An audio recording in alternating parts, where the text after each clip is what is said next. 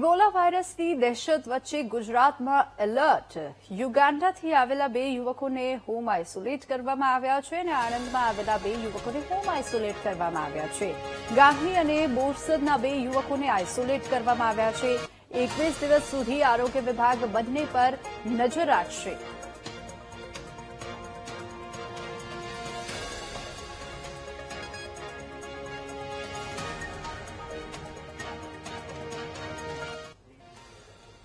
World health organisation એટલે કે WHO એ આફ્રિકામાં ફેલાયેલા ઇબોલા વાયરસને લઈને એલર્ટ જાહેર કર્યું છે. ત્યારે આ વાયરસને લઈને રાજ્યની સરકાર પણ ચિંતિત બની છે. ત્યારે આ અંગે અમદાવાદના પેથોલોજી ડોક્ટર અને IMA મીડિયા કોઓર્ડિનેટર મહેશ્વરીએ જણાવ્યું કે ઇબોલા જીવલેણ હોવાથી સાવચેતી રાખવી ખૂબ જરૂરી છે.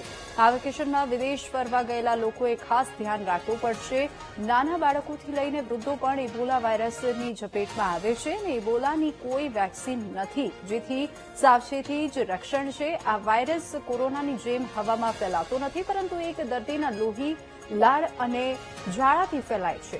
તો સરકારે પણ ઇબોલાને લઈ તમામ તૈયારી કરી લીધી છે. આમ છતાં લોકોએ સાવચેત રહેવું ખૂબ જરૂરી છે. અમદાવાદ શહેરમાં પણ પ્રથમ ઇબોલા વાયરસનો સસ્પેક્ટેડ કેસ છે તે સામે આવ્યો છે, જેને લઈ તંત્ર છે તે એક્ટિવ મોડમાં આવી ગયું છે.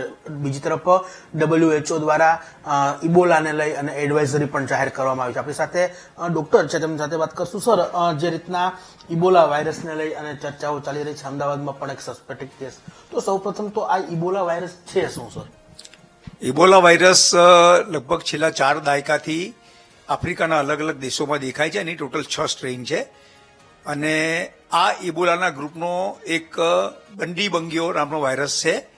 અને આ વાયરસની ચિંતા જ એટલા માટે છે કે WHO પબ્લિક હેલ્થ ઇમરજન્સી એટલા માટે જાહેર કરી છે કે આની કોઈ સ્પેસિફિક ટ્રીટમેન્ટ અને કોઈ વેક્સિન અવેલેબલ નથી. અને મોર્ટાલિટી રેટ એટલે કે મૃત્યુનો દર ખૂબ ઊંચો છે. 20 થી લઈને 90% સુધીના દર્દીઓ આમાં મૃત્યુને ભેટે છે, એટલે આ ખૂબ ચિંતાનો વિષય છે.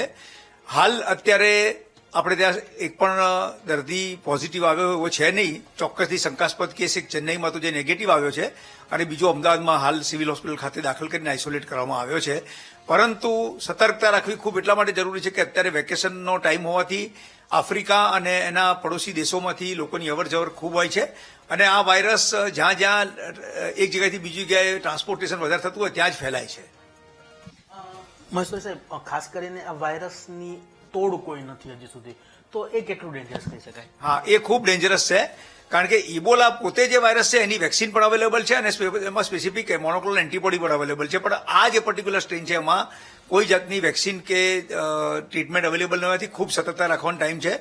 જ્યારે તાવ આવે ત્યારે સામાન્ય લક્ષણો બીજા તાવ જેવા જ હોય છે, એટલે કે સખત તાવ આવે, માથાનો દુખાવો થાય, શરીરનો દુખાવો થાય, સાંધાનો દુખાવો થાય, અમુક કેસીસની અંદર પેટમાં દુખાવો, ઉલટી, ઝાડા એવું બધું થાય.